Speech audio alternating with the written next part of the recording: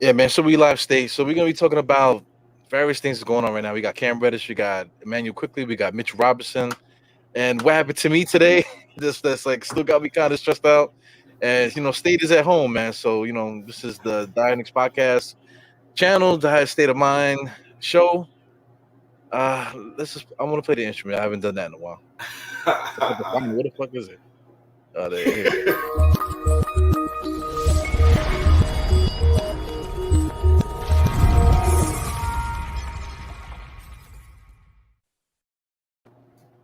Yeah, man. Yes, So, sir. how are you doing today, man? I'm good. Get those almighty 4C hoodies, man. Oh, I'm wearing this hoodie right now. This the Okay. Kobe and Chris Childs fight. And all that. I'm wearing that and all that. Because that's what the Knicks been showing. They've been showing some fight. Yeah, man. But that shit is problematic. I got one here too. I got one that I got from in my lifetime tees. You know what I'm Oh, saying? yeah, man. I got Yeah, that one man. too, That's man. dope. But I mean, Kobe passed away, so it's kind of like weird a little bit. Low key, I got the idea from you because I remember you showed that shirt a couple pods, like it was like 15. Damn, we did so many. It was like 15 pods back or something. Yeah. But let's get right into it, man. Cam Reddish. Oh God. Oh no, before even Cam Reddish, what happened to you today?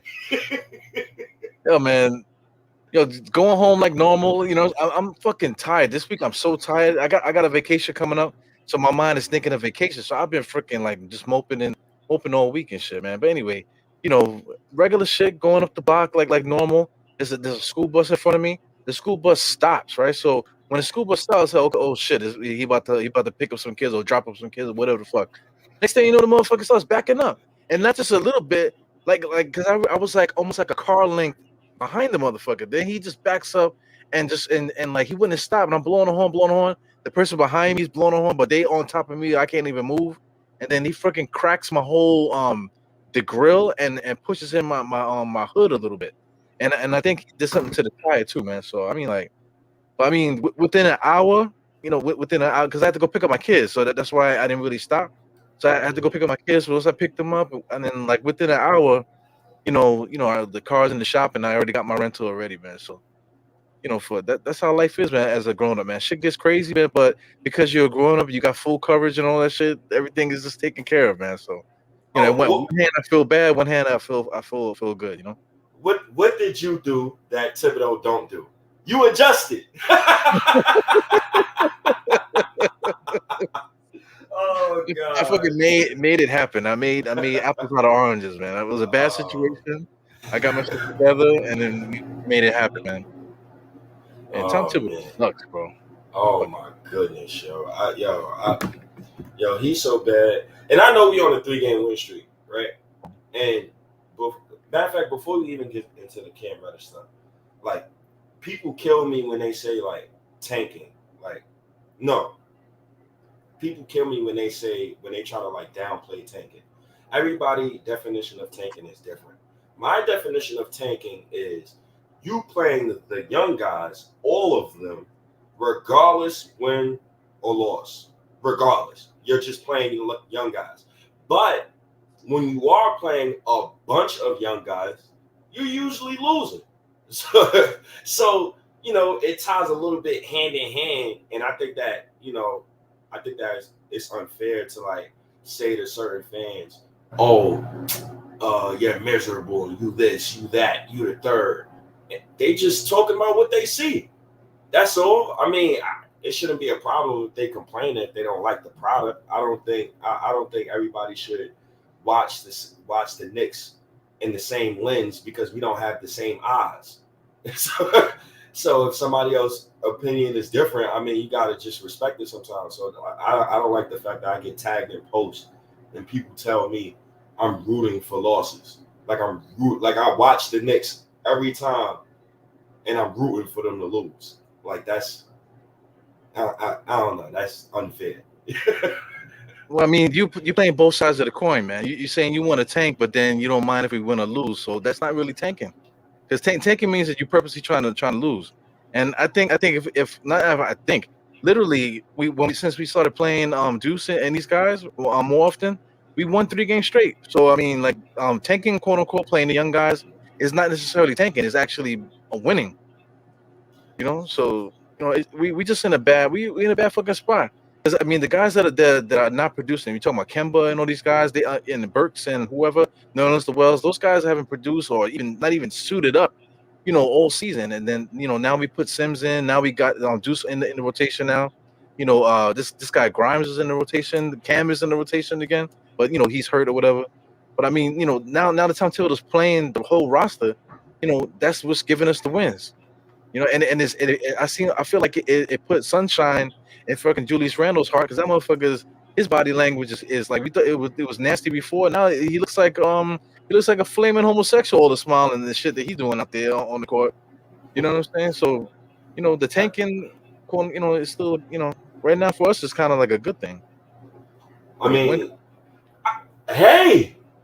I mean, didn't I tell you like a month or two ago? If they play the kids, they're going to start winning games. That's exactly what I said. If you continue to play the vets, you're going to lose. I mean, hey man, as long as the kids is playing, huh?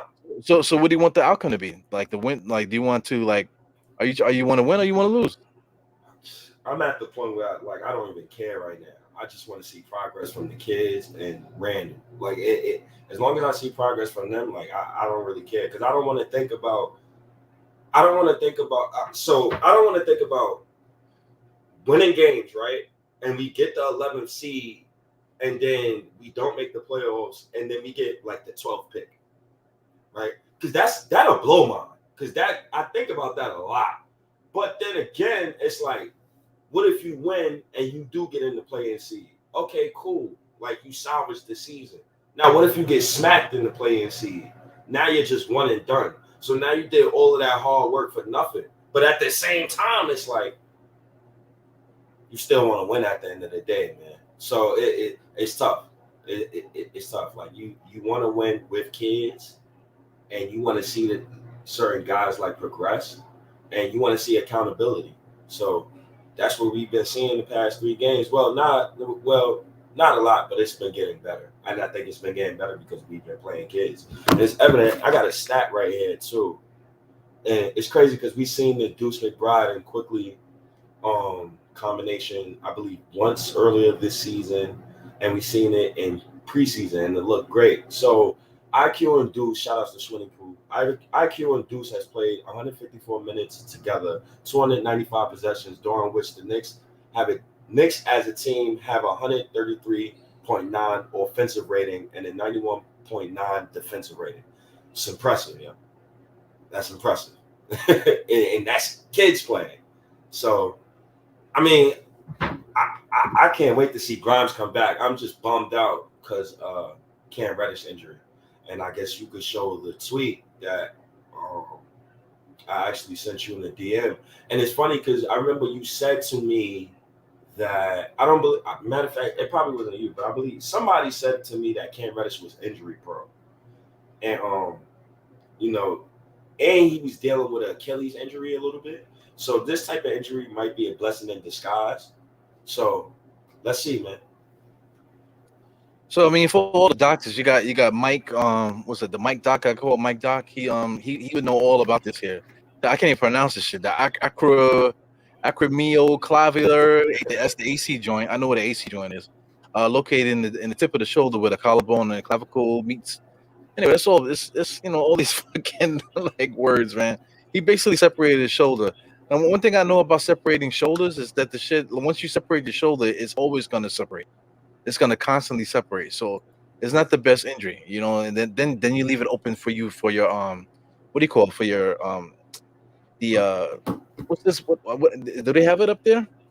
Shoulder blade. Well, the bone in the front. This collarbone. The collarbone. Yeah, the collarbone. It's right there on the screen, right there. I think there's something in this. Hold on. Give me 2 minutes, real quick, dog. Let me go downstairs real quick. All right, I got you. Well, State is gonna get some Uber Eats right now. That's what he's getting. So spoiler alert for anybody who wants to know. But I mean, the collarbone, it comes loose too. They might dislocate that, or it might leave it open to actually crack it. Because a lot of times when you dislocate stuff, man, you send little fractures into your body and stuff. So it's never good, man. These things here. So I mean, right when Cam Reddish seemed like he was right coming into his own a little bit, maybe finally on his way to having that really big breakout game. He freaking bangs his shoulder, man. And I mean, all his weight came down on it, and the way that he was walking, the way that he had his arm slumped down. I was hoping that it was a stinger because it didn't look like it was completely separated. It looked like he might have just jammed his shoulder. Well, I mean, that shit was complete dislocation, man. That shit sucks, man. So I mean, the Knicks are winning. The thing about the way the Knicks play with under Tom Thibodeau, the way that we play is that it's a scrappy style of play. So the way that we play, it doesn't matter who's in the game, as long as we continue to play like reckless, the way that we play, that we have a shot to get into the game because we make the other team frazzled. Because on offense and defense, we're banging into guys, all kind of stuff. We're making the defense be extra aggressive because we can't pass, we can't dribble. So the defense wastes a lot of energy swiping at the ball and that type of thing. So I mean, it's kind of like a, I guess you want to say, I don't know. It's like reverse psychology on offense and defense with Tom Thibodeau, man. So I mean, the way we played the last 3 games, I feel like if we played like that all year, that we would have definitely had more wins, man. But it is what it is. We got a bunch of new guys here. We tried something, it didn't work, and we just kept trying things. Right now, we basically are back to where we was doing last year. Which is like nothing. But doing nothing is exactly what we need in order to win. The nonsense that you see on the court there. So I mean, I don't know what to say about that, man. So it's just it's rough to call as a fan. It's just rough to call, but the basketball guys want what they want, man. So Cam Reddish, everybody wants to bench this guy for Cam Reddish, bench this guy for this guy for that guy. Just look at all the guys that've been smited already. Cam Reddish is gone. Grimes is now gone. So I mean, Tom Thibodeau's gonna have to figure it out. I guess Rose is gonna come back, and then we'll probably see like another jump in the win column when he comes back. Because I mean, the way that Rose plays, he's used to this dumb shit that Tom Thibodeau does, man. So he's comfortable with him. So we might be able to squeeze some wins out that way. Yeah, I really want to talk about this whole fourth seed, 12th seed, man. So when State comes back, I'll jump on that. But while we doing that, while he's getting his Uber Eats, we got Julian Bloom. Was good, my man. Yeah, that two-piece picture, man. It's so problematic because he passed away. As soon as I bought it, like later on, that the second half of that year, I was looking to wear it in the summertime, and then freaking Kobe passes away. So I'm like, damn, man. So he's like, I can never wear that shirt because it's like, you asshole, Kobe passed away. I could totally see that, man. But I mean, time heals all wounds, man. So hopefully people get the joke if I attempt to wear that one day, man. I mean, people really love that dude. Kobe Bryant, at the time he was he was tough to follow because he was so arrogant. But the arrogance we just learned that he was just a savant. And man, so shout out to Kobe, rest in peace and all that. Greg Castillo, what's good, man? I ain't trading him for God. Yo, I keep telling State, I tell State all kind of stuff, man. But State just he moves at the beat of his own drum. So I mean, we gotta get that shit written down, man. I'm gonna write it down, Mister Greg, and we'll see if maybe we can get you a free some free merchandise for reminding us about this. Because I mean, I've been telling State, I've been telling him about that for the longest time. So I mean, like these hoodies that he got, the Almighty 4C. I was like, yo, man, why don't you get make some merch or something like that? Because everybody keeps stealing your fucking lines. I can't stand that. I hate when people they'll steal your lines, right? But then they won't support you. They'll steal your lines because it makes them sound cool. But then, like I said, they won't even support you. They don't watch the pod. They don't ever share the pod. All they got is negative shit to say about you. And that shit is whack. And then they always tagging you and shit, but then they can't freaking support. Yo, you see that on the screen there with Greg Castillo? You muted yourself, man? I got you. That's a funny shirt. I should make that shirt with somebody on Twitter tagged me in the original Drake. He tagged me in a post and he had like a Yu-Gi-Oh card and it said you use this tweet to block anybody who say trade RJ Barrett. So matter of fact, I'm gonna do that. But yeah, my bro got too many orders right now. Like I just bombarded him with so much stuff. Like I want to give him like like a couple days and stuff because I want to get this other guy's order out, and I gotta get another 4X made. So I'm trying to do that before get that out the way. Yeah, man. Yeah, I was just before you came in, I was just saying that people keep stealing your lines and stuff, but they always tagging you in bullshit. But then you never see the motherfuckers resharing anything that you do. You know, audio podcast, this podcast, they don't never reshare anything that you do, but they always tagging you in some shit. I mean, Yeah, you need to it's get cool. called out, man. Fucking weirdos, man. It's cool. I already said some Knicks content people was like they act like weirdos. Like, and I really meant that when I said that. Like, I'm not taking that back. But you know that shit happens. Like people steal people's lives all the time. I mean, free game. I think that's why I chilled on the Twitter Spaces. I'm giving out free game. Like you gotta come to the pod. You want some good takes. Like you can't. I'm just giving y'all a free game. Like nah, you start a Twitter Spaces and I join yours. Yeah, Twitter Spaces is getting kind of out of control a little bit, man. It is. You know, people are going on. They're starting because it's easy to start, so they'll start a Twitter Spaces, and they're not really, like having a conversation. They're just like there just to yell at everybody. You know, everybody wants to just have a live. You know, I guess that's what Twitter wants. They want everyone from typing to talking. You know, they do. And yo, we want to know what's so crazy. Like I really want my flowers for this. So last year, who was the only person you seen on Twitter giving out angry rants? It was me. I ain't seen nobody else do it. I ain't seen none of these other people showing their face, you know, on their phone, rah. Now, right now, my phone camera's broke. I'm leaving it broke for a reason. I don't know, because I know if I put it back on, I'm going to be shooting videos, and the Knicks already making me feel like a dumbass because we on a 3-game losing streak. But now everybody does the videos. I would personally like my flowers, personally. I'm seeing angry rants every day. I don't even want to post a video. I see it too. You know, but like you said, like what is it?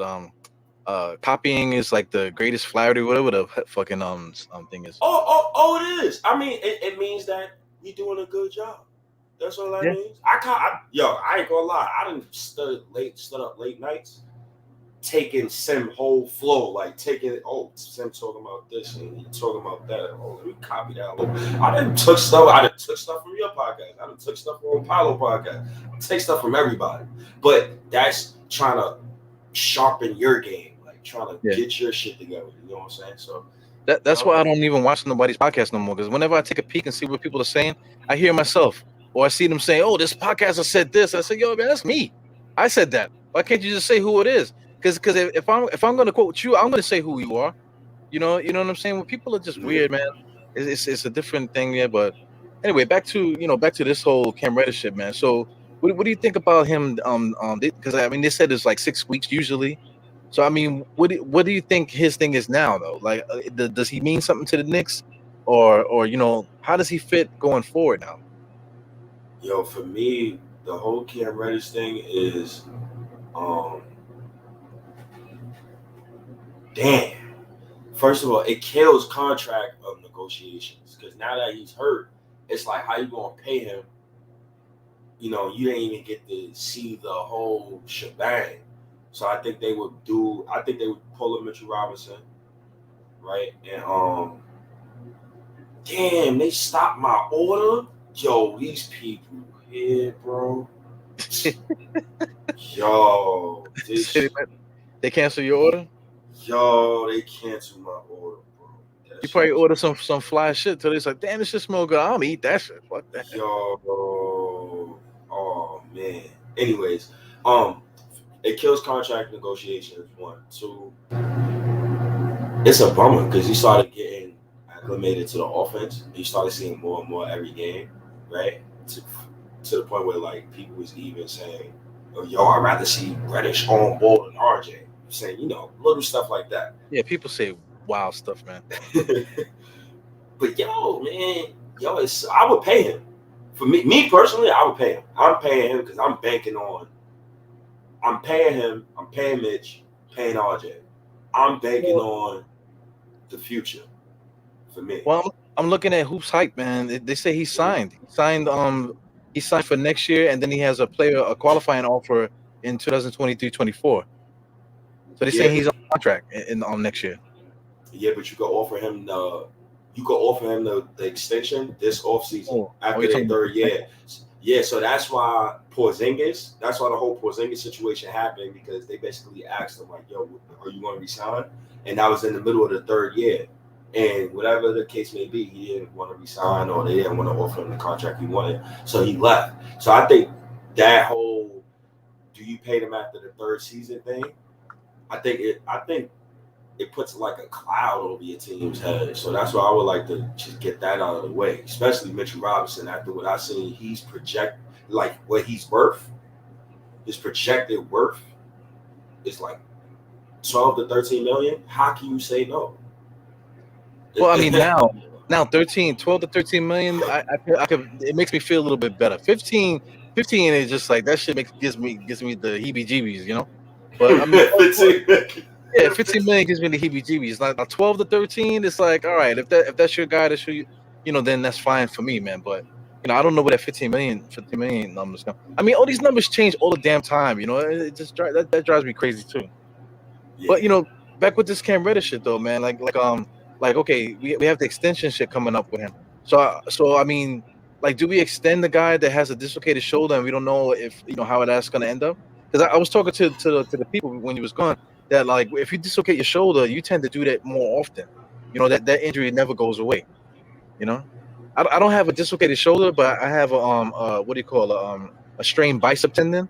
So it's kind of basically the same thing because it's all connected to the same area, same joint. Yeah. Yeah. So I'm prone to like shoulder problems. So every once in a while I'll get something where it looks like I have a hole in my shoulder, but really what it is just my I have a strain there from the bicep tendon that's like pulling on the muscle that's leaving like a hole there. You know, so that's never good. You know, and then sometimes when I'm playing ball or doing anything like that, I can feel the joint. You know, so he's always gonna have that problem. We'll see. It's just like knee problems, man. Once your knees start going out, it's over. That's why I'm scared for LeBron, man. Well, back problems too. You know, with Zion. You know, anytime you have a back problem, you know that shit never goes away. It just gets worse. I think with Zion, it's just his weight. 6'6", 280. Yo, what is he doing? Okay, man. Yo, what's up with his clothes, bro? He be looking crazy. He look like one of them dudes that be in the village, like you know, just doing their village thing. He's just like he look like a village idiot, you know. Yeah, Zion crazy, man. Yeah. Zion, I hope he curved their contract extension offer, but we'll see. That's the story for another day. But the Cam Reddish thing is like it's tough, man. It's tough. But if he want 24, 36, 48, he want 48 million. He wants that what's the guy? He want the Dylan Brooks contract. I'm all in. I give it to him. I bank on that. And plus the TV deal is up in 2025. The cap room goes up to 171 million. Well, check it. You know Michael Porter Jr. right from is that the right kid from Denver? Michael Porter Jr. Yeah, my boy Maga Porter Jr. Well, you know, Mr. Maga, right? They signed him to all that, you know, they signed him to all that money. You know, I mean, he was playing good. He deserved the money, but then he got hurt. So now you're looking at a dude that still hasn't played yet. He might play this year, you know, or he might not. You know, but you already paid him the money. You know what I'm saying? So that's what I'm afraid of with these you know, these extensions, because you pay a guy based on potential, and if the guy never if the guy is hurt and he never reaches the potential, then you just waste the cap. You know, and I feel like we've been there already before on this team. I'm banking on the potential, man. I think it would be a good. I mean, shit. Leon Rose want to bank on Evan Fournier. Like, can you give me a high youngin talent something? Yeah, but Evan Fournier averaged 17, 5 and 5 for like 5-6 seasons straight. You know, Cam Reddish has yet to do that yet. Oh my god, that is a fact. But like, come on, man. Come on, man. We ain't winning jack nothing with Evan Fournier, and Evan Fournier is overpaid, honestly. But Yeah, you he's know, he's a guy on the downside of his career. Yeah, but I mean, Cam, he hasn't even gotten to like his stride yet. I mean, personally, I said it before. Nick McMillan said it that he thinks that he reminds him of Paul George. Now, when I see Cam Reddish and some of those moves that he did, in the game the game before he got hurt, some of those moves that he was doing, I was like, wow, this dude, he has like the package of like of a real superstar. The only thing that's missing from it is just consistency and just a fire to be a killer. And I think that's what the problem with what Paul George was early on, is that he had the skills, he had the athleticism, but he just didn't have that killer yet. But he eventually developed it. So I think Cam Reddish could do that. So yeah, I'm willing to keep him around too, man. But 48 million for a guy that just busted his shoulder. I don't know, I'm, man. I'm banking on it, man. I'm going to the we haven't banked on nothing really where it's like you're banking on something that's really extra positive. Like you're banking on Alec Burks, giving him 30 million. You're banking on Nerlens. You're banking on Evan Fournier. I'm not even gonna mention Randall because at least he could give me 20 and 10. So he's earning his check. He earning his due. Them other three dudes, it's like, come on, yo. It's like I'd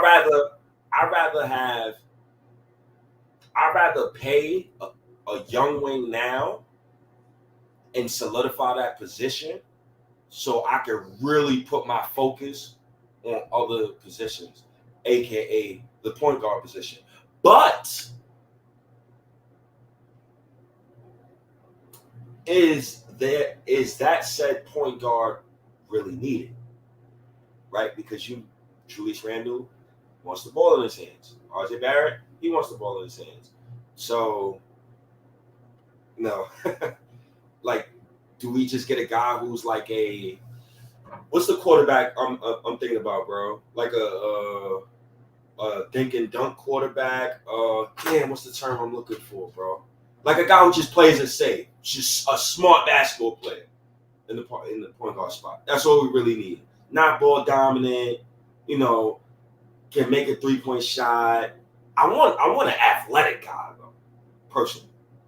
Well, I mean, if we're gonna be banking our money in Mitchell Robinson, who is nobody wants to agree with this, but he is injury prone.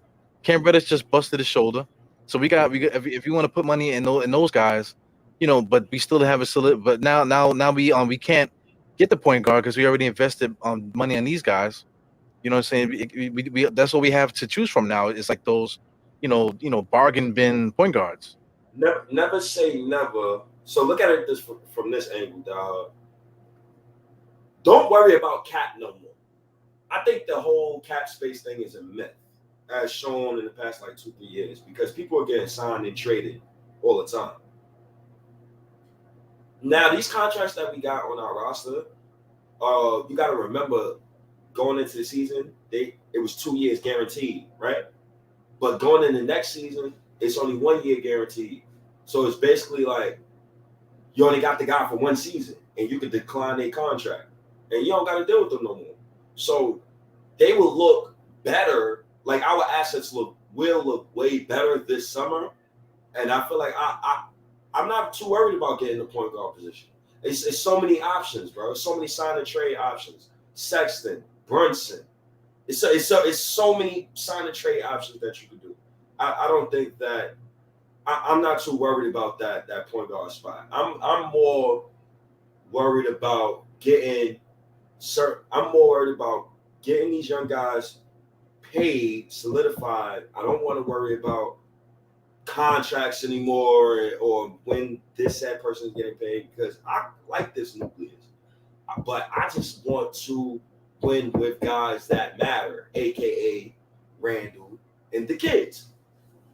And Taj Gibson matters. I love Taj Gibson. Derrick Rose matters. Like all the vets matter, but I'm talking about the actual guys who's going to be in the rotation, right? Because I think Taj should be in street clothes. But hey, yo, OG's further than you. I don't know where he get them chopped cheeses from, man. I can't be mad because he don't suck. So I be trying to get mad at Taj, but it's like, damn, he does the right rotation. Damn, he gets the correct rebound. I mean, he began destroyed by bigger centers, but yeah, he competes though. I don't know about destroy, but I mean, he, I don't think he don't got the stamina no more for to constantly be banging with them for like extended minutes. But his footwork in the paint is awesome, man. His touch on the inside is good. Yep. Yep. I strongly agree with that. He's not a bad player, yo. He's not a bad basketball player, man. He's just old. Yeah, he's just old. Yeah. If he was 5 years younger, he would be our starting center, no problem. 5 years and not starting center. Well, 5 years ago. Yeah, 5 years younger. Yeah, I think he would. He probably would under knowing how Thibodeau is, he probably would. Thibodeau was a demon, man. Yeah. Oh man. I don't know, man. I don't want to build a roster based on like, I hope these guys do something. You know that because I mean that's just Frank Ntilikina all over again. But now you added Frank Ntilikina not only to, well, Frank is gone now, but RJ had the Frank Ntilikina thing on, but RJ actually is becoming who he's supposed to be. But Mitchell Robinson got the Frank Ntilikina thing on him, and Grimes got the Frank Ntilikina thing on him. Deuce got it on him. Cam got it on him. All of our young guys got the Frank Ntilikina thing on him. You know what I'm saying? So we got to hope like 4 or 5 guys reach potential. Like when does that happen? Because I mean, I keep bringing this up too, like with the whole Kristaps thing. Kristaps left because he felt like the Knicks weren't building roster enough for him there. You know what I'm saying? So what happens if like these guys starts getting to their contracts and then like let's say matter of fact, the guy that needs to be extended is RJ. So RJ hasn't even got his money yet. So what happens if once we pay RJ, that RJ looks around and says, "Yo, man, everybody on the roster is freaking still trying to grow, and I'm already here." So then now what?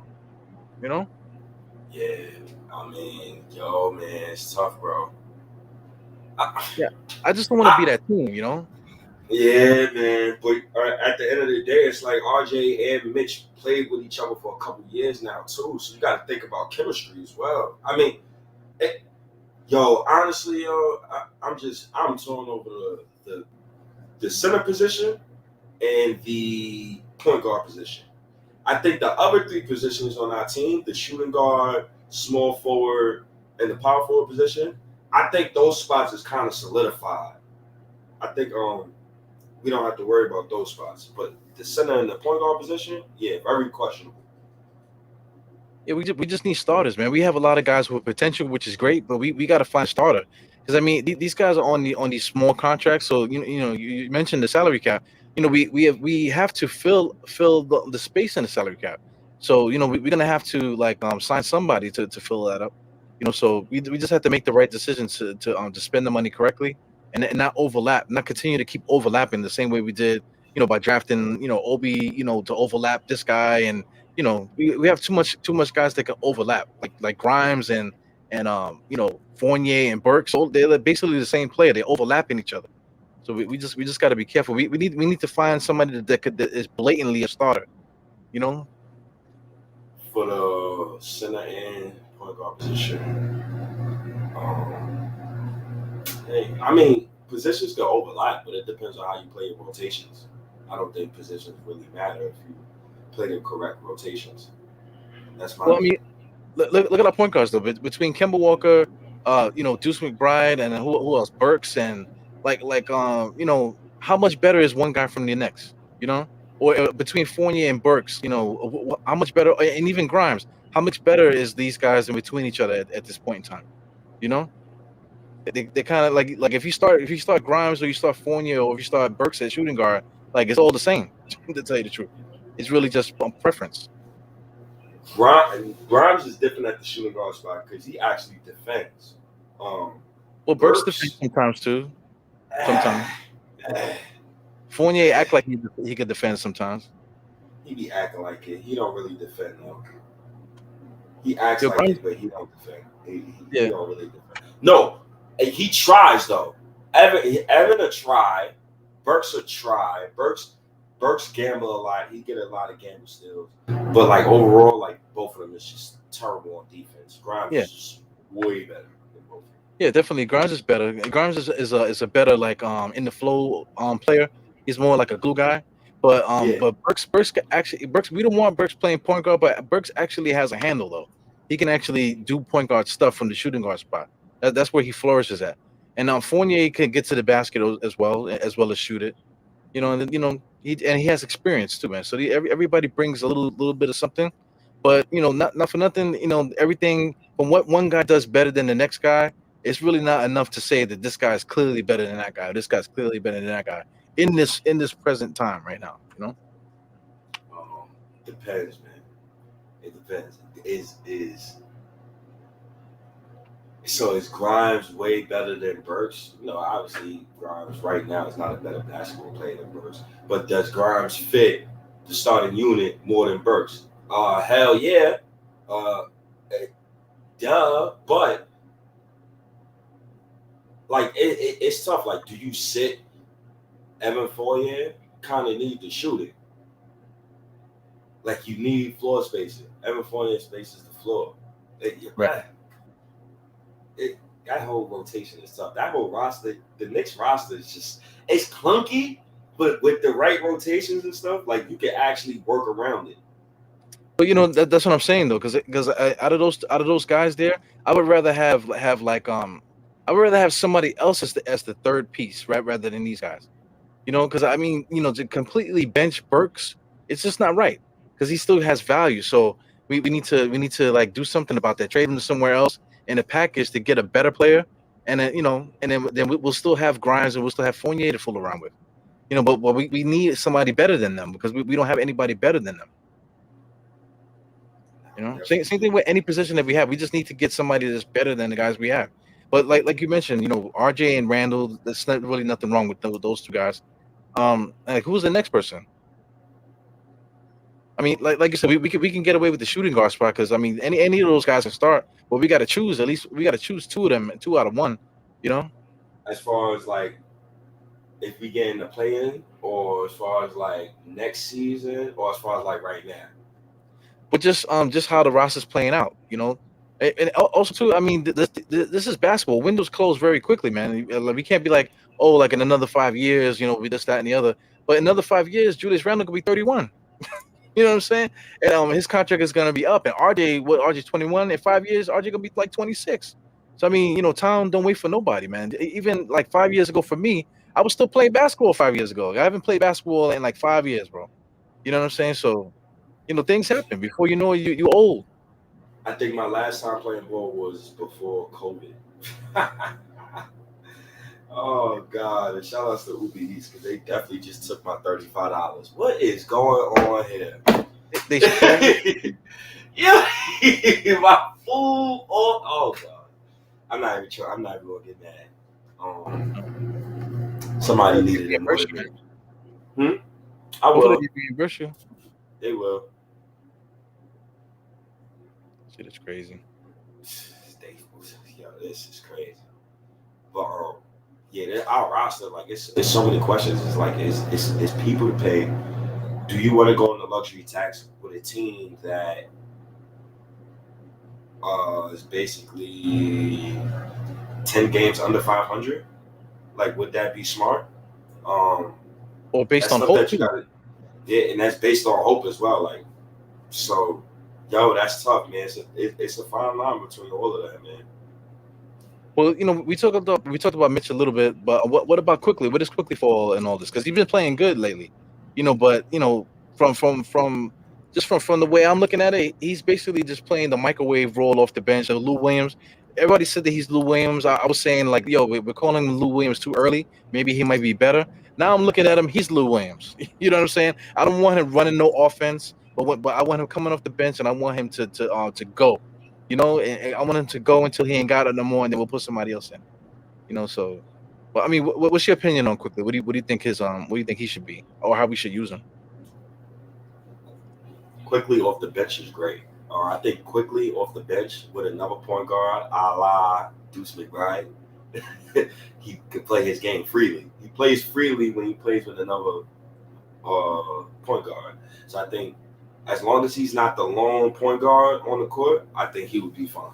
I don't think we should have a problem with him. And he's been shooting very impressive from the floor too. And he's getting to the cup now.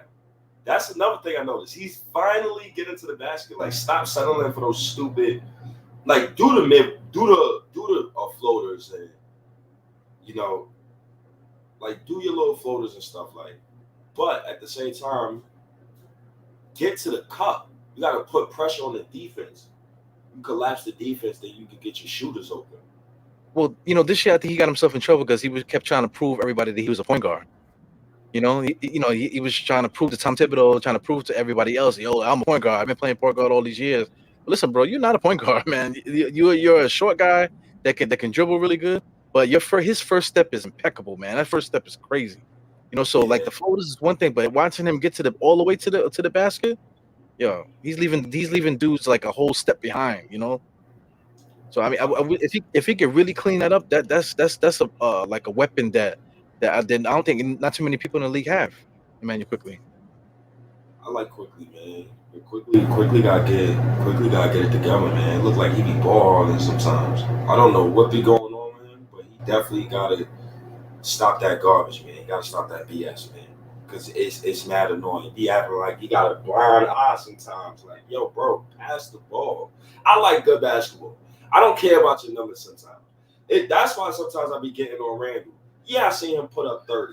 But god damn, bro, you hold the ball 15 seconds every time, bro. Damn. Let somebody else eat for once. But it's like that's my only thing. Like if you're gonna hold the ball, do something with the ball. Yeah. Half of the time, Randall and Quickley, they don't be doing shit with the ball. That's what be pissing me off. Quick decisions, get the ball out, move the ball, get to your spot, and they'll be all right. They don't see the double or triple team. They always running right to the double or triple team. Quickly would go to the double team, go between his legs. The pick would be on the left hand side for him to go away from the double team, and then he would deny the pick and continually to go into the double team, which is now a triple team. But Randall does the same exact thing. Randall likes to ram into the double team, like they got to figure that out. I keep talking about the tape. They got to watch tape. Like, what the fuck are they watching? That's one thing about these Knicks, man. I'm tired of watching the same damn thing over and over and over again. And we got all these damn coaches, and nobody's telling these guys to stop doing it. That shit is driving me crazy. Nah, I think they watch tape. I'm not going to accuse them of. I don't think they watch enough tape. If they are watching tape, I don't know what the hell they watching. They got to get it together, yo. Because some of the stuff that they be doing is it be ballistic. But it's not like every other game they're doing it every other play. It's like they're doing something stupid. It's like, come on, man. And then like say, remember the Jericho Sims thing where you could hear Tom Thibodeau he's going crazy yelling at Jericho, and then he called like that whole play went through, and then the next play there was like a defensive lapses on defense, and then he calls a timeout, and the only person that he's beelining on is Jericho Sims. But Jericho Sims messed up the play, but then he also ran the full length of the court and still defended the rim, and then you're gonna yell at him for not coming up. I mean, what is he for? Stuff. That's regular tip stuff. Tibbs got to stop doing that garbage, man. Accountability, man. Yeah, accountability for him. Because I mean, you can't go at one guy and not get on the shit that's been happening every single game. Like Jericho says, barely play, and you're gonna yell at him about that. He barely plays. So okay, if he messes up a play, but the play still ran. They ran the second option of the play, but you're gonna get that mad at a dude that never plays. It doesn't make no sense. Everything about him just drives me crazy, man. Yeah, Tibbs is a fool. I don't know. Tibbs is crazy. But hey, yo, the guys be protecting him, man. Like quickly, I seen with Tibbs. I think he was about to get a tech. I shared the video too. And you see Quickley and Randall holding Tibbs back. Like the young guys be supporting him, like and the vets be supporting him. The fans ain't supportive of Tibbs, but he's finally he's getting it together though a little bit. But he's forced to get it together due to injuries. Yeah, I want to ask you that too, man, because it's that's a big point, because the players that haven't gave up on Tibbs yet, even though we're playing terrible, and then the guys are not just getting the offense sucks, and the guys are just not able to get off their offense the way that they should. They're not, the coaches just not taking advantage of our advantages out there. You know what I'm saying? But the players have not stopped playing hard.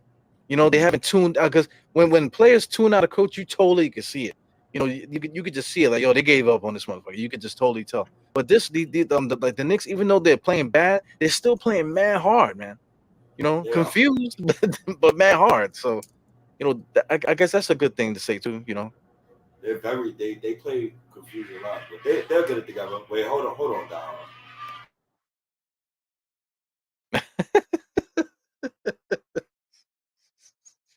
Yeah, is he cursing out the Uber driver? That would be crazy. Yeah, man. But anyway, that's really confusing, man. With the stuff that Tom Thibodeau does, but the players have not given up on him, and I hope you guys understand what I'm saying there with that. Is that even though we're playing bad, and even though Randall is acting like a big baby, and everybody's complaining, and all this stuff is happening, the Knicks still show up every single game and they play extremely hard, whether or not they're playing good or not. And they haven't given up on each other. You can tell the energy the guys have for each other around the thing. They care about winning. So that's important. That's important to me. I don't know if that's a testament to Tom Thibodeau, or that's just a testament to the group that they have there, because they've been together a while. Some of those guys, so maybe they just believe in each other enough. They like each other enough to play hard for each other. And they're willing to just stick to the game plan. Because that's what Tom Thibodeau put out for them. So I mean, it is what it is, man. So a lot of guys in here doing their thing in the chat. This one thing I want State to talk about here. Markel Fultz. Gotta unmute Mr. State. Yeah, Mr. Oh, State, it's dumb as hell. you back? Oh, not yet. He's still muted.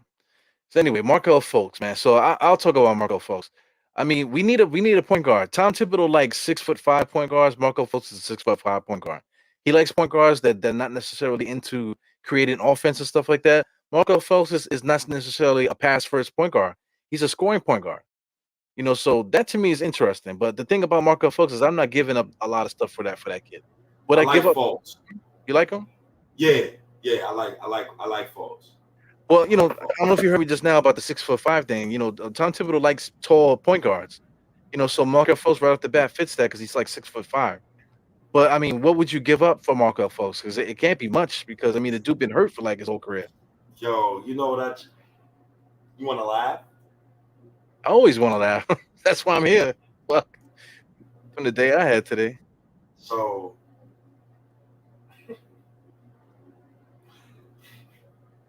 I ordered food. They bring my food, but my girl brought my food upstairs and didn't tell me.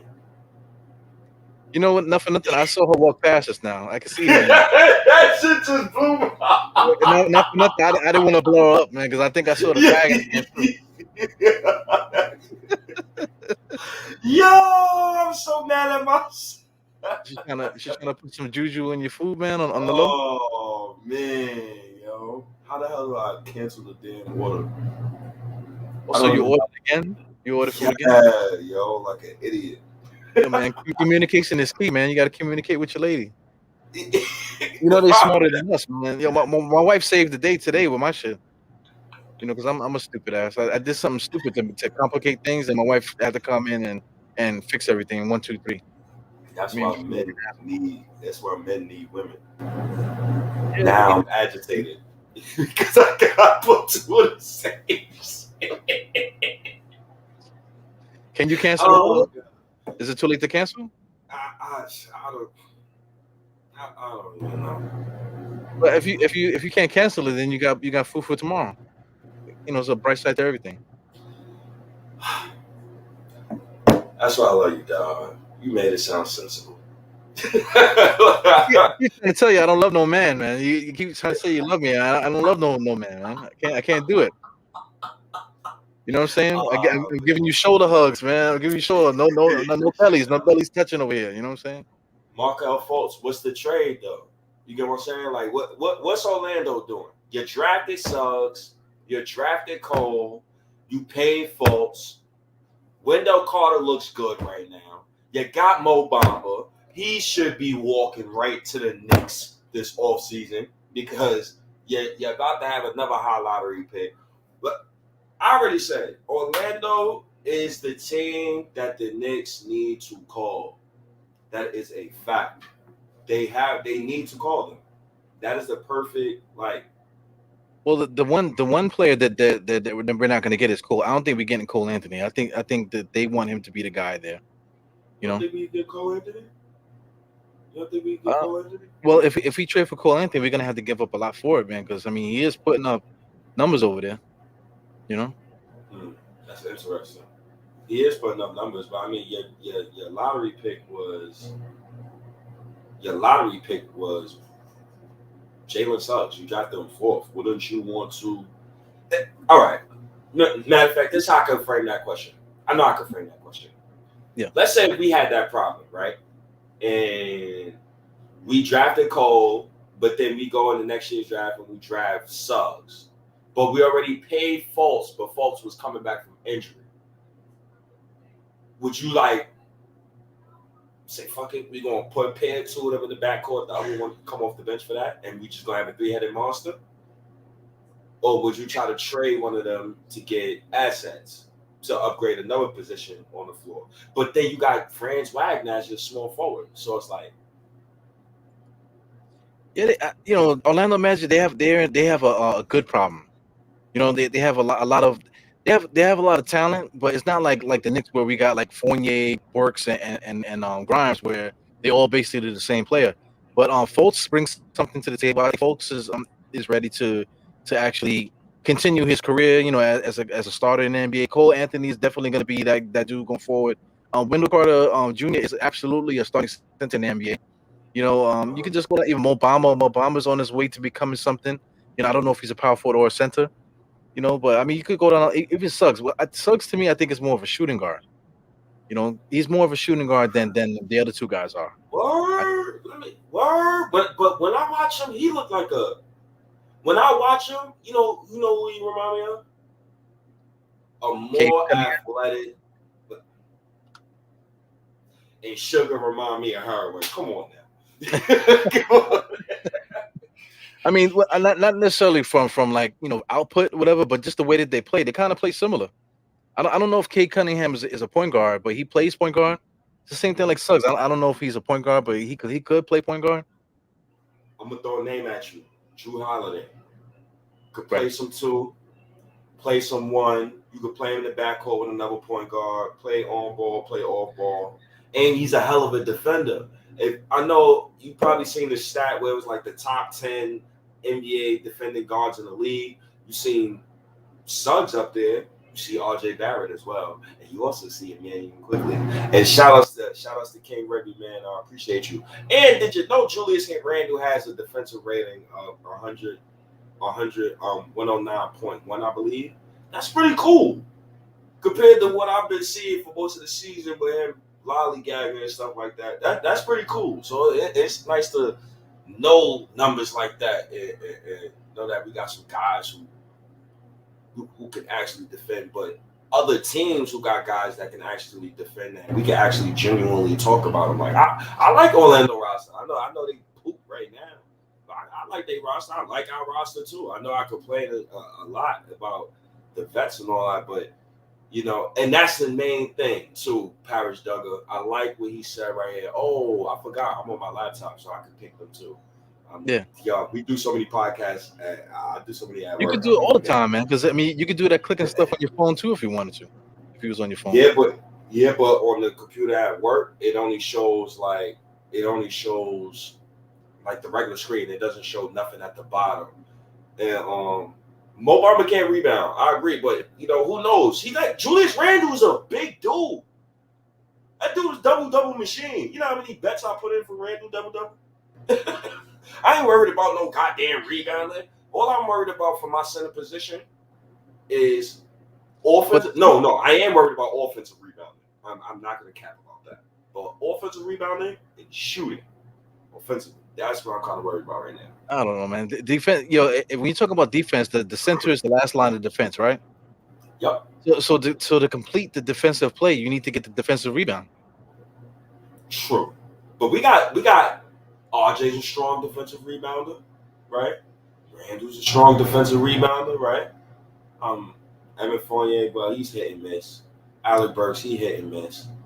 Quickley fights for them boards. I like Quickley on the boards. He fights for. But what's what is Mitchell Robinson's primary objective out there? I If mean, he's not getting defensive rebounds, then what the hell? I mean, shit, he's second in the league on offensive rebounds. I mean, I believe he's top 10 in defensive rebounds total. So, I mean, he's doing his job. Well, that I'm not too sure about. Well, I'm not too sure about the defensive rebounding. I'm not going about that. But the offensive rebounding, I know for a fact he's second in the league in that. And he improved the Knicks' offensive rebounding rate tremendously. Right. Well, I mean, it's the center spot. He's the guy that's supposed to be rebounding. Quickley's job is to be a microwave scorer off the bench. You know, RG's job is to run the offense. We need him to run the offense for us. Randall needs to be like the third option, right? So these guys have other jobs to do. You know, so but listen, Mitchell Robinson's only job is to play defense and rebound, and then maybe get little chip dunks here and there. That's Mitchell Robinson's job. Y'all, I'm gonna be honest with you. Can you show since we're on the Mitchell Robinson topic, can you show the Mitchell Robinson the tweet that I sent you on the DM? And I believe this is Mitchell Robinson's uncle or whatever. Yeah. And we've been seeing Mitchell Robinson like openly talk out about, you know, just openly talk out against the coach, talk about how he's just running cardio and, you know, he's doing his job, he's posting his plus minus stats and this, that, and the third. And then I see a tweet and, you know, shout out to my guy Jared. It's Mitchell Robinson's uncle. He's talking about how, you know, I love the Knicks, but, you know, I can't wait to get my nephew out of town. And it's stuff like that where it's like, damn, bro. But and it also said that the guards don't never pass the ball. So, this is basically what was said. And I'm like, okay, I'm not the only person who don't see our guards not pass Mitchell Robinson the ball. I've complained to Diehard about this millions of times. So I know I'm not the only person who sees this. So when I see tweets like this,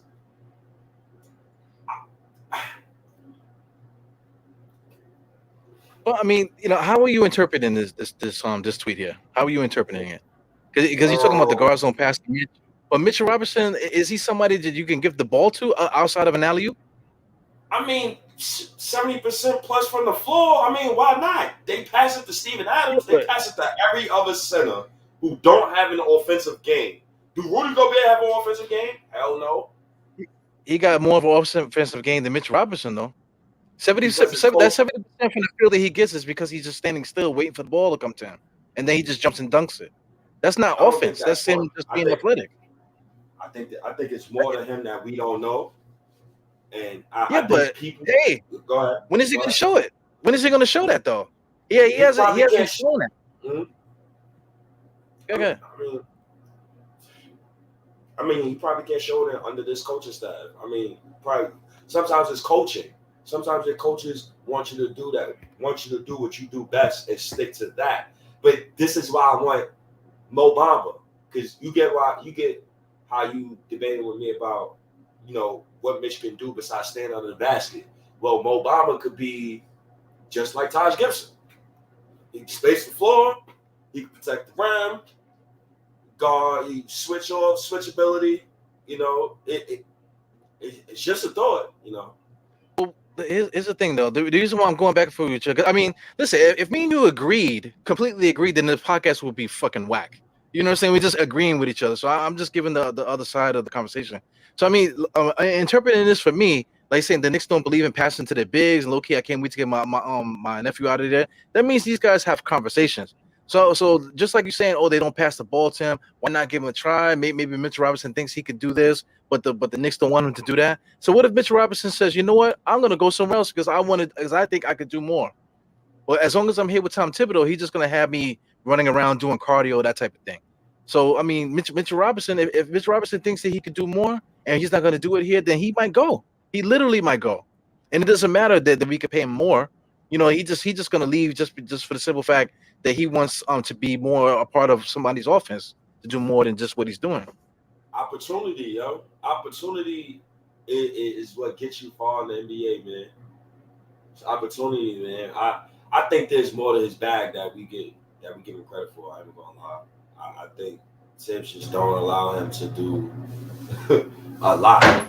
I don't think Tibbs I mean, allows him to do a lot. what do you think Mitchell Robinson could do? What kind of player do you think he could be?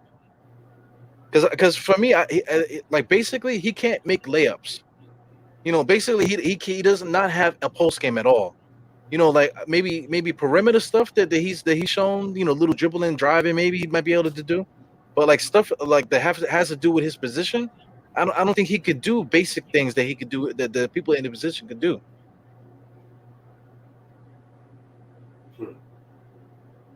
Um, it's tough, yo. Because I don't know. I don't have an answer to that question. Because the past 3-4 years that we've had Mitchell Robinson, I've been seeing him do the same thing over and over. So I'm not going to sit here and tell you that he could do something that I've never seen him do, but I think he can do it. I've seen him do it. Anything that I've seen you do before the NBA, if I see you do it in high school, I feel like you could do it in the NBA. But I feel like your confidence has to match. For example, RJ Barrett, he's finally in his third season. He's finally taking guys off the dribble to the cup, just like high school, just like college. Finally. It's not pretty. It's the ugliest off the dribble you can get. It's ugly as hell, dog. Yo, RJ game is so ugly, bro. But he gets the job done. So, I mean, I'm not really. I feel like once family get involved, now everything is all hell is broken loose. You know what I'm saying? That's how I feel.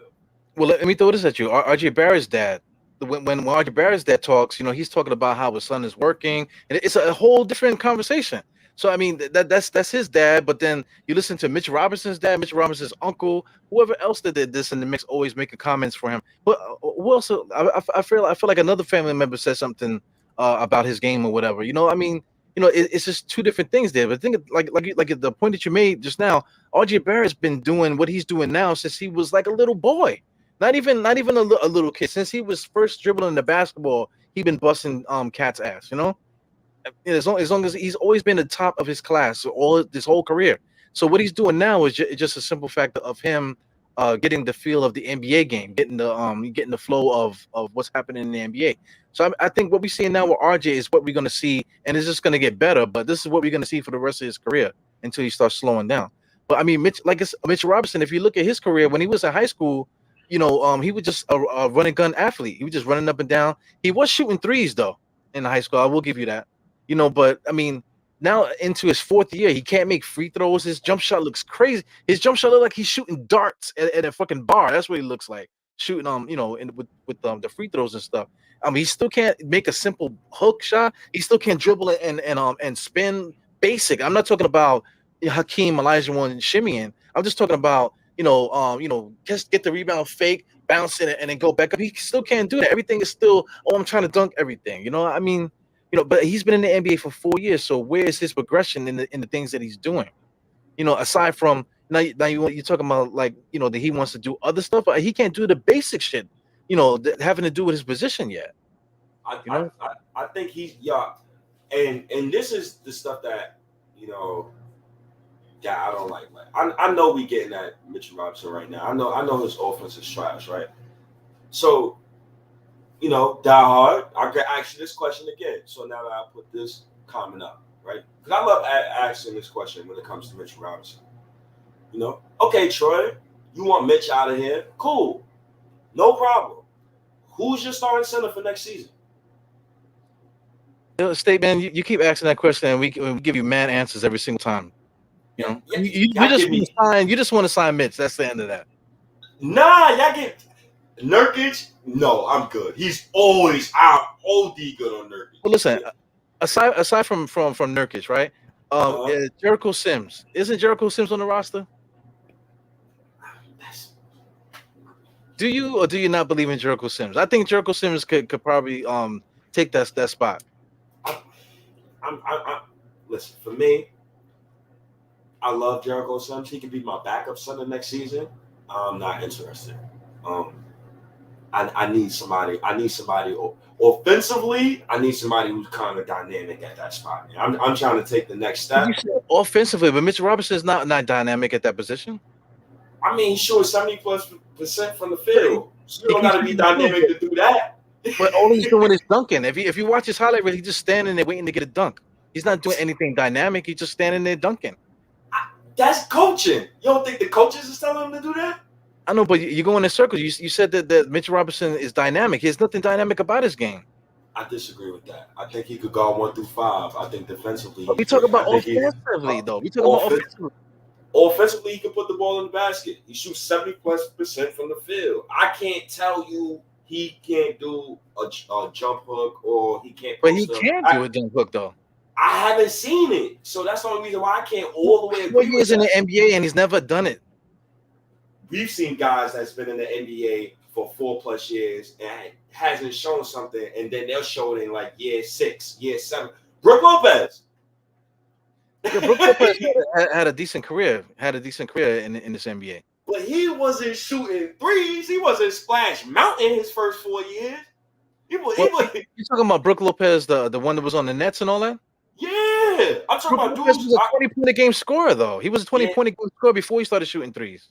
Yeah, but all I'm saying is he didn't develop shooting threes until later on. Yeah, but he still was scoring 20 points a game. Before he started shooting threes, he was shooting 20 points a game. Mitch Robinson has never done that in his life. They two different archetypes of centers. I'm not expecting Mitch to score 20 points a game. That's like asking Rudy Gobert to score 20 points a game. That's not his archetype. That shouldn't be his job. I know, but you can't call a guy dynamic if there's nothing about his dynamic. I mean, 76% from the field. You love to go in circles, man. You be going in circles. You spinning around, man.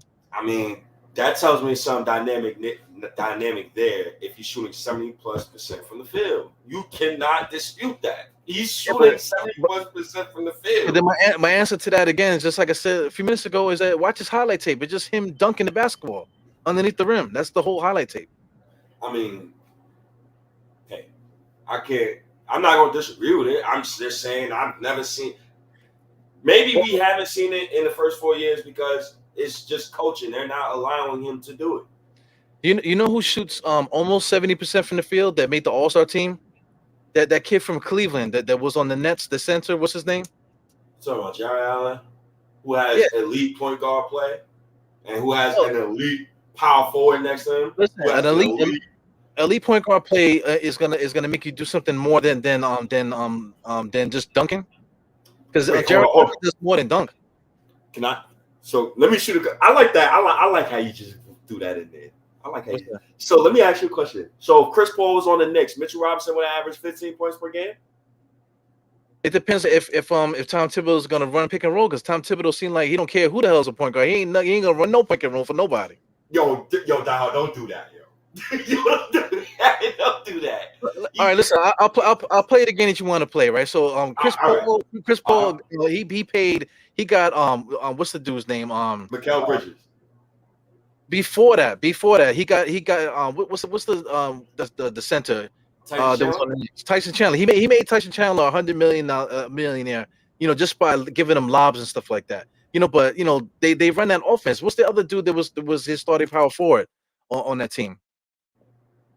For which team again? For Charlotte. Miles Bridges. No. I mean, I'm talking about the first the back in the days when he was with Charlotte before the first time.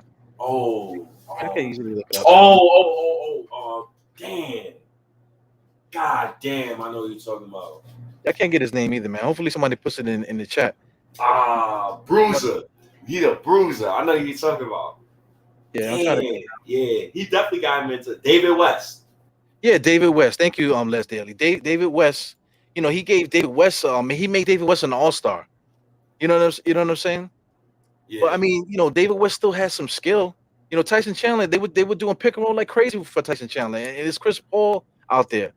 So I mean, if Chris Paul was our point guard and we had a better coach, like that would be running pick and roll, let Chris Paul run the show, then of course Mitchell Robinson will get a lot more shots. But it's still going to be dunks. It's not all of a sudden that now we got Chris Paul that all of a sudden Mitchell Robinson is shooting fadeaway jump shots in the paint and running hook shots and double pump step backs and all kind of stuff and drop steps. All of a sudden he's not going to start doing stuff like that. You know, he's still going to be that guy that's just going to dunk, just like Tyson Chandler did for all those years. But at least Tyson Chandler could hit a 15-foot jump shot, at least towards the end of his career. You know, you always got to explain your game. Let's see, man. We'll see. Yeah. We'll see. I just need that Quickley and McBride combination going. I would love to see Jericho Sims again soon.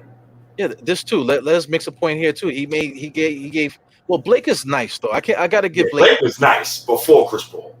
Yeah, I mean, well, he was Chris Paul there when he got there? Not Blake first year.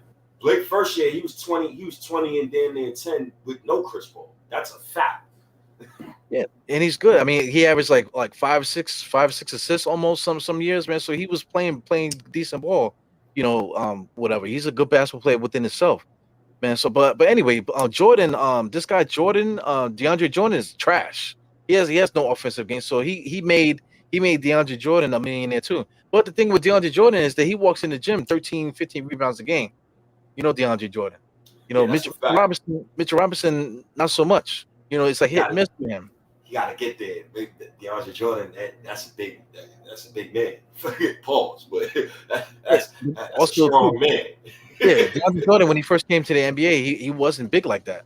He eventually grew into the body, you know. But walking to the gym by year 4, DeAndre Jordan was giving you you know, putting up numbers for you. You know, what numbers that he's supposed to put up. You know, not anything extra. He ended up mastering the things that he's supposed to do. You know, true. 13 rebounds, 15 rebounds a game. Jesus Christ, man. So Joseph John said Mitch is one dimensional and not dynamic. Using the wrong term here, fam. I mean, one dimensional. I mean, he gives us only what the coaches tell him what to do. Like he dives to the rim, lob threat. Plays defense, switch off, call out the defensive calls, and he just does his job. I wish he would shoot the ball. I mean, it would make everybody else game easier. Randall don't have to play on the perimeter all the goddamn time. But hey, it happens, man. Yeah, but have you seen Mitch Robinson shoot though? Mitch Robinson looks like you know, one of the paintings from Good Times and stuff. You know what I'm saying? Good Times.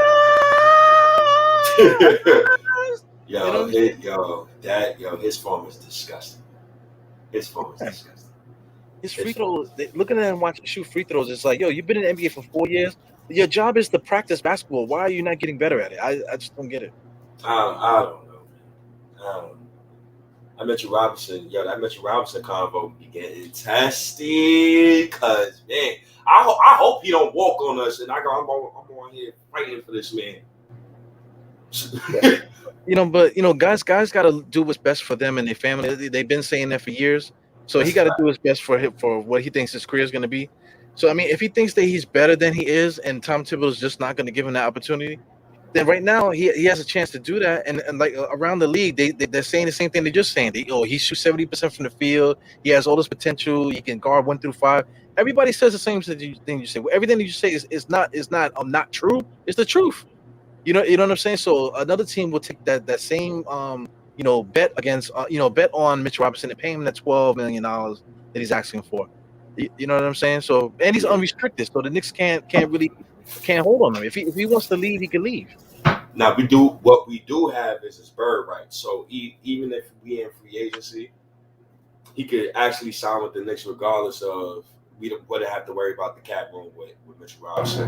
But then it's like, do you want to pay luxury tax for a team that regressed the year prior and your free agency wasn't that good? So right. Yeah, and a sign and trade Mitch for Brunson. The Mavs will not be doing that, brother. The Mavs will I think they'll only do a Brunson for Randall trade. I don't think they'll do Brunson for Mitch. That's just. But would you do a Brunson for Randall trade? That's not selling high on Randall. I'm good. No, thank you. Well, if you look at Dallas, what are they missing? A power forward. Well, they're really missing a center, really. A center, a power forward. Basically, an elite front court guy. That's what they're missing. Well, I mean, you know, they have guys that can shoot. They have guys that can do the same thing. They got that dude that was on Team Canada. I forgot his name. And they got the other dude, Clazer, whatever his name is. Those guys, Cleaver, Max Cleaver. yeah, Max Cleaver. Those guys are basically like stretch bigs, stretch fours. They're not really tough enough to be a center. But I mean, you add Mitch Robinson to that particular squad. Now you have that dunk presence that just standing around the room. Standing around the rim waiting for an alley oop from Luka. That works better for their team. To tell you the truth. Dude, yo, that would be you know how much that would hurt to see Frank, Mitch. Where do you see Frank and all those guys on goddamn Dallas, man? Where you see Frank? Man? Frank, what you mean? Frank is selling watches on the end of the bench, man. You know what I'm saying? He's selling silk scarves at halftime. Oh, that dude's not playing basketball. Silk scarves, man.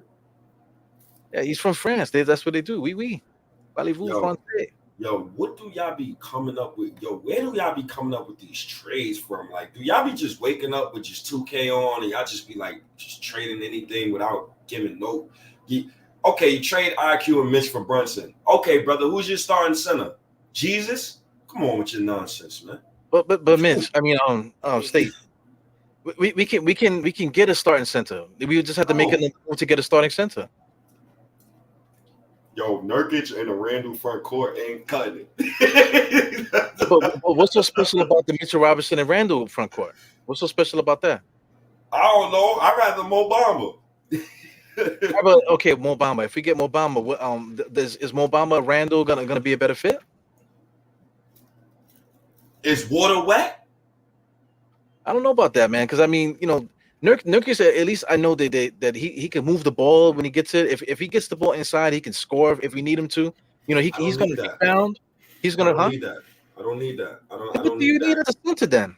Clogging the paint. I want somebody who could space the floor for Randall and RJ to get. But Mitchell Robinson's not doing that though. Mitchell Robinson's not spacing the floor.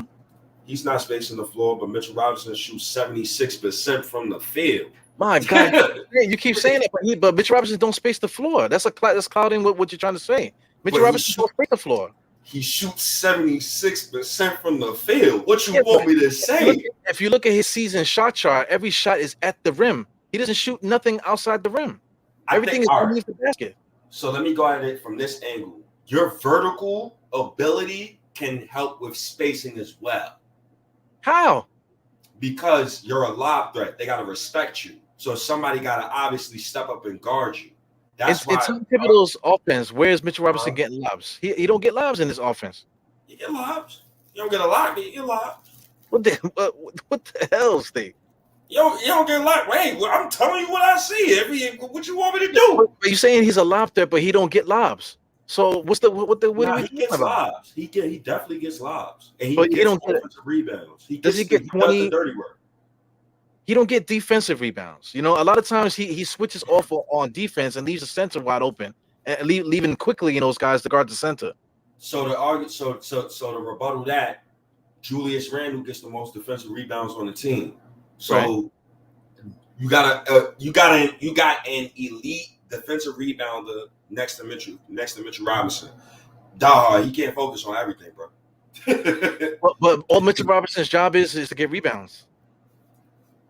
I disagree with that. Mitchell Robinson, I think he does more than what we don't. I think he does more than what we don't see. I think he calls out sets and stuff like that. Calling out sets is more than is so hard to do. Yeah. Isn't it the job of every single basketball player on the court to communicate? When you got teammates in your starting five like Evan Fournier and Randall, who has low IQ on defense, yes, you're damn right. Your job is hard. Yeah, Mitchell Robinson is doing a horrible job of his job. Then, if he's the guy calling the shots, then I mean, then he's not the guy. Then, nah, because Evan Fournier and Randall has never played a hint of defense, and my man got to cover for both of them every game. Come on now, you got to give him some type of credit. Well, listen, you're circling around again because we were talking about shooting 70% from the field, but I'm like, where's the shots at? He don't shoot nothing but at the rim. You're saying that Nurkic don't do it for you because Nurkic don't stretch the floor and this, that, and the other. But what the Mitchell Robinson absolutely does not do that. Yeah, but if you're a vertical threat, you can help with spacing as long as you're a vertical threat. But listen, that's another circle because we don't run lobs. We don't run 20 lobs a day for Mitchell Robinson. I mean, he's still getting his points out the mud, though. So I don't know what you. Nurkic is not a vertical. You can't run a pick and roll and throw a lob to Nurkic.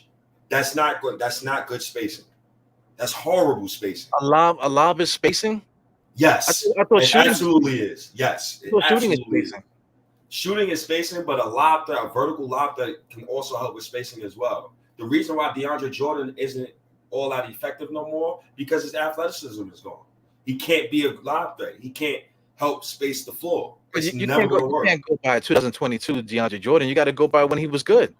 At the time, and with the Clippers, they had shooters. They had elite shooters. They had freaking JJ Reddish in his prime standing over there in the corner. They had Chris Paul in his prime. Blake Griffin was in his prime. He had a couple other guys that were pretty good on that team as well. So I mean, everybody could fit what they do. And you know, Chris Paul was running heavy pick and roll. They called them Lob City, for Christ's sake. Like every other play was a lob on that team. That's true, but you could also say that you can't tell me early Blake was spacing the floor from three with DeAndre Jordan. They had to get spacing some type of way. And how they got spacing? You just said it yourself. They was getting lobs. Those lobs caused spacing. Vertical I said the spacing was on JJ Redick, one of the greatest shooters of all time, standing over there shooting. And they had other shooters too. Yeah, but you got two guys in your front court. None of them spaces the floor. Well, Blake at that time wasn't shooting threes, and we all know DeAndre Jordan couldn't shoot if his life depended on it. Right. But do the Knicks run that offense? Nah, we run a few pick and rolls. We run a few. We run a few. They try here and there, but we don't run enough to even mention it. That's how much pick and rolls we run. No, we don't. But Mitch still gets points out the mud, and he still shoots 76% from the field. I'm not dismissing that. I'm sorry, and he's doing that with his point guard play is trash.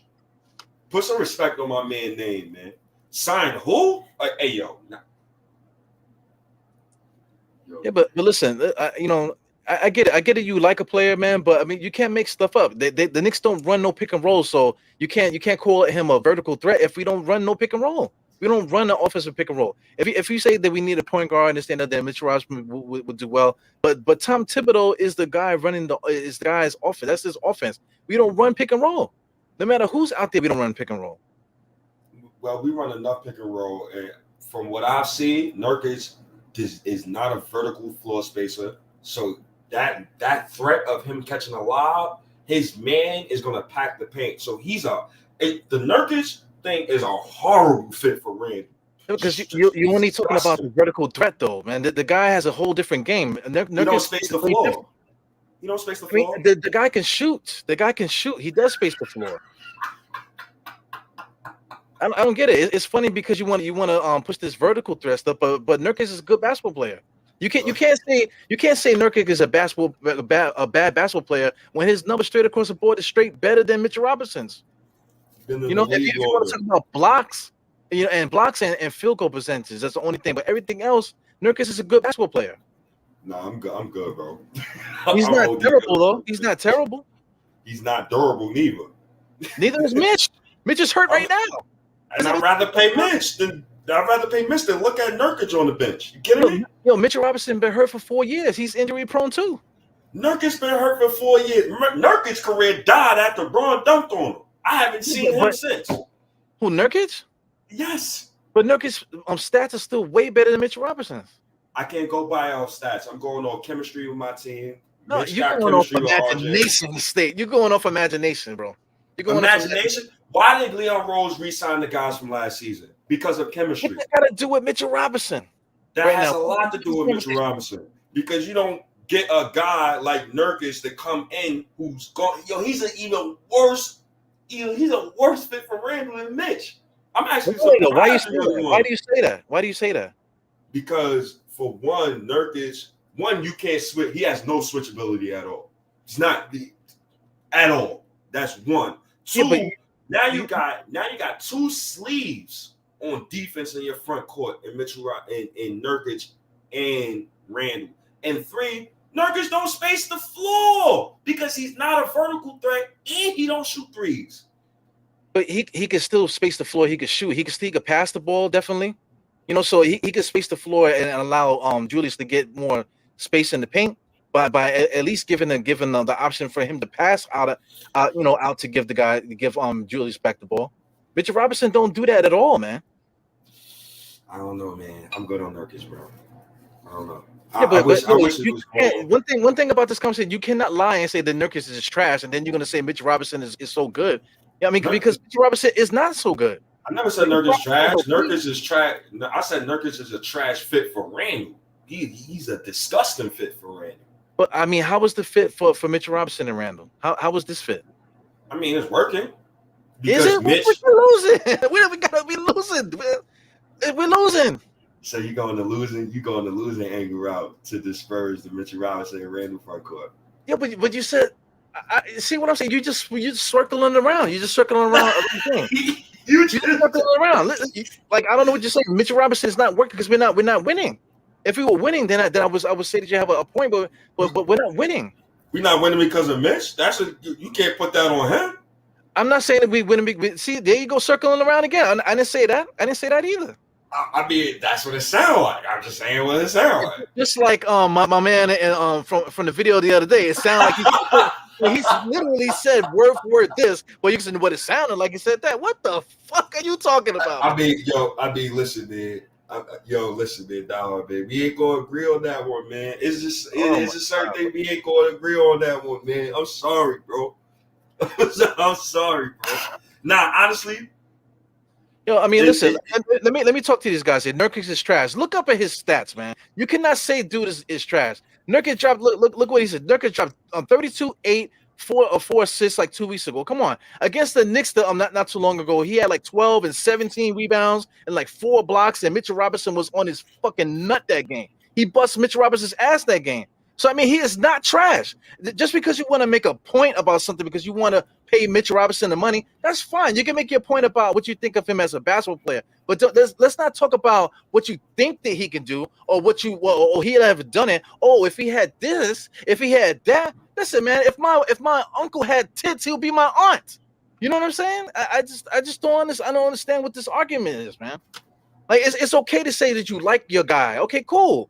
But don't say another guy is trash because you want this guy to succeed. That's not right. That's kind of fucked up. That's what I accuse everybody out there on Twitter for doing to you. They like to use your lingo and all of a sudden, and they keep tagging you and stuff because they want to try to make you look bad on Twitter. But at the same time, they won't reshare you when you go live. They won't reshare nothing that you do. They won't buy a hoodie. They won't even reshare it or like it. But meanwhile, they always tagging you in some dumb shit. That's what this is, man. You can't do that. You can't negate a whole guy's career just because you just like one guy more than another guy. It ain't right. Yeah, that's a fact. I'm not going to say. Listen, man. I think he's trash from our team. I don't like the fit with him and Randy. He's not a bad basketball player. Well, I mean, he's also a 69% free throw shooter this year. I don't care about his free throw percentage. I care about the fit with him and Julius Randle in that front court, and I don't like it. Now, well, that's fair. That's fair. But you can't say Nurkic is trash just because you don't like the fit. He's a good basketball player.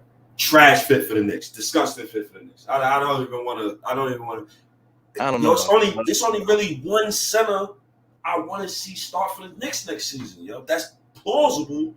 That I think is gettable. And that's Mo Bamba. And it's Mo Bamba. Mo Bamba's a rebounder, but How we getting Mo Bamba though? So a couple of things can happen. Magic can get the 1 pick. They draft Shed. Now they got a bunch front court. They just paid Wendell Carter Jr. $50 million. So you gonna let Mo Bamba walk, or you gonna get assets for him? You probably get an asset. The Knicks can get off Nerlens Noel, give up a second or something. Nerlens Noel is an asset though. Nerlens Noel is still sitting in at your job, laying on the stretcher. That's true, but then you got to make room. You don't want to pay Mo Bamba, but you got to get some type of asset for him. I would give him Nerlens in 2 seconds or first. But no, 2 seconds. I would not give up a first. But you got to understand, dog. Think of it as Nerlens' contract is expiring this summer. Right. Burks' contract expiring. Evan expiring. So once you get that first part out, like everything else is like, I can see. And plus, their front court, they would want to get a guy who they will necessarily don't have to. You know what I'm saying? Like, he don't got to start. He come off the bench and all. Yeah, but Nerlens Noel will go to the Orlando Magic and get waived because the Orlando Magic already got Wendell Carter Jr. They don't need Nerlens Noel over there. That ain't our problem, brother. And like I say, you know, they could just sign Robin Lopez to be the backup center over there. Anybody could be a backup center. They already paid Wendell Carter Jr. That's a fact. That's dead facts. But let's go back to this. How did we get Wendell Carter Jr. here? I mean, not Wendell Carter Jr. Mo Bamba. How did we get Mo Bamba here? We're not trading Nerlens Noel in 2 seconds. So if you say that Nerlens Noel is just going to be waived or just be off the bench, then you're talking about the 2 seconds. The 2 seconds is not valuable for Mo Bamba. That's not a fair trade. I mean, but if they get a top 3 pick and they're about to pick a big, then Mo Bamba has no value to them. They already have Wendell Carter Jr. But listen, let's say if the tables were turned, right, and you have Mo Bamba on your team, right? You like Mo Bamba, right? You like Mo Bamba? I like him. Yeah. Okay, so I love the fit though. But listen, magically for Magic won, we got Mo Bamba on the team right now, right? So Orlando is asking, they want to trade their version of Nerlens Noel and 2 second-round picks for Mo Bamba. What you doing? You doing that? Who's their version of Nerlens Noel? Well, let's say they got Nerlens Noel's twin brother, Merlin's Moel, whatever. I don't know. Nerlens Foel is over there. Identical twin. Would you trade for that guy and 2 second-round picks for Mo Bamba? Would you do that trade? And I'm waving that said guy to clear up my cash space. Yeah, I would. You lie. If I had the Orlando Magic roster, you lie. Why you lie? If I had the Orlando Magic roster and I'm drafting a guy like Shet or I'm drafting Jabari Smith, I have no need for Mo Bamba, and Mo Bamba's up for a contract. So what do I need him for? So I might as well get what I can get for him, huh? But get what you can get for him is 2 second-round picks and Nerlens Noel. Holy shit! Did you see what we got? Did you see what we got for Cam Reddish? Yeah, but that's Cam Reddish. But that's Mo Bamba. They don't need him. Yeah, but Mo Bamba is already putting up big time numbers now. Cam Reddish hasn't done it yet. Nah, Reddish was putting up numbers before he came to the Knicks. Yeah, he was. I'll give you that, but he's not doing it like Mo Bamba's doing it. I mean, Mo Bamba getting a chance. He's still on Orlando. He's getting his team tanking, bro. You know he's getting all the minutes, man. So listen, is Mo Bamba getting the stats because they're tanking and they're just playing the minutes? That's how he's getting his stats, or is he a good player? I think he's getting those stats because they're tanking 1, 2. I think he's a good player. 3, I think the talent is there, but I don't think the system that he's in will make him flourish. But listen, let me tell you what I would do. If I was to say, listen, I'm the GM of Orlando Magic. I am not trading him to the Knicks for Nerlens Noel and 2 second-round picks.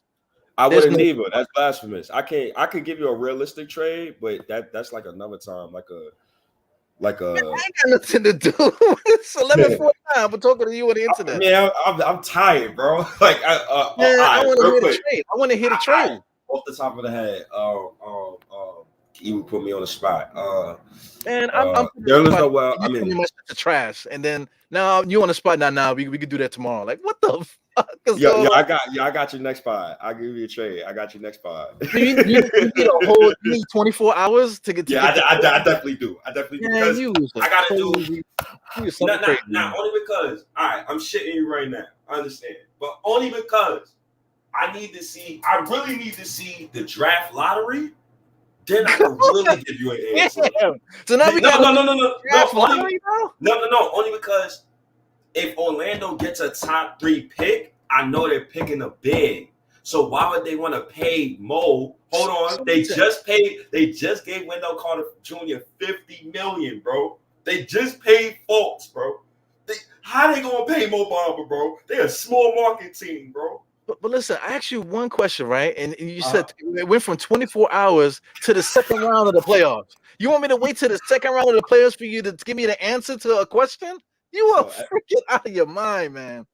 Man, you were a special guy. You know that? You were a special guy. Man. Oh man. Put up there.